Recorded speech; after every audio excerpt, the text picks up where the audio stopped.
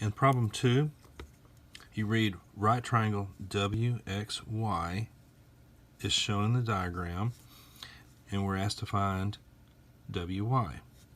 So WY, there's nothing there. Let's go ahead and put an X here. And now we have an acute angle of a right triangle, and if you know an acute angle and one side, you can find the other two missing parts using trig. Okay, immediately label the three sides. This is hypotenuse because it's opposite the 90. The two sides that form the acute angle, one is hypotenuse, the other one is adjacent. Okay, this side is opposite.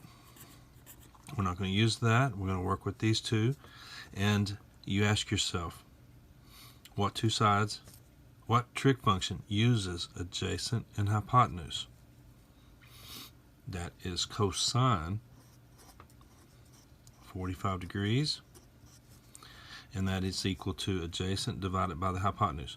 The reason I'm using adjacent and hypotenuse is because I'm given 6, and we have to find x, which is WY.